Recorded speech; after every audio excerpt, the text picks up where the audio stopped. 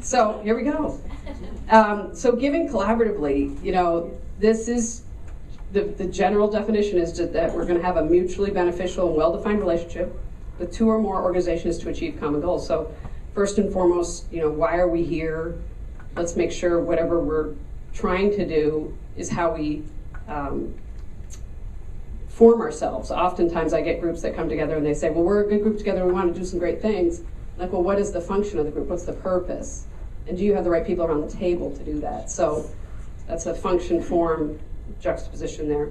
And obviously getting the right people and getting it in writing. This could be for all relationships in our lives.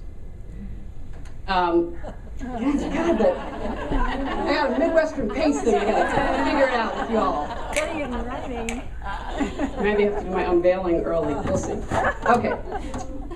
Collaboration, partnership checklist. There's some factors really that we always want to make sure. And so when you all are thinking about your collaborations and doing the good grant making you're doing, and ultimately looking at your influence, is there favorable political and social climate? What's the environment?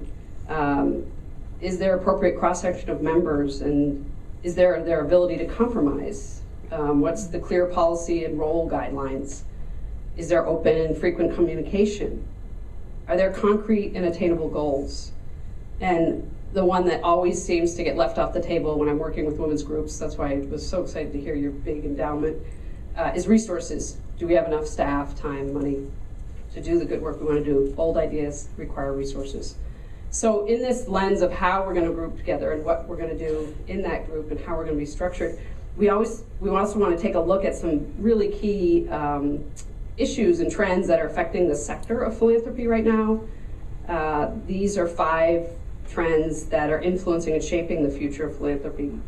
And it really forces us to rethink what it means to be an organization. So how do we work as the Jewish Women's Foundation? How do we work within our network? How do we work as a grantee? How do we work as part of a collaboration? Every time you have an assessment of who you are as a group and what you're trying to do in the world, you have to stop and look at these trends and decide, are we our best self?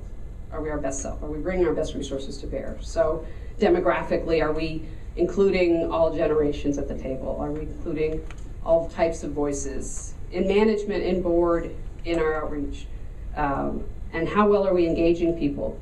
The shift in volunteer and engagement. And are we underwriting technology uses? Technology is key now for movement building, for being an influencer. So that's a critical piece.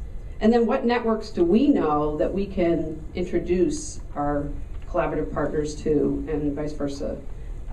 Sharing is really a big theme of any good influence model. As soon as you start constricting or saying, no, we don't want to share that, something's up.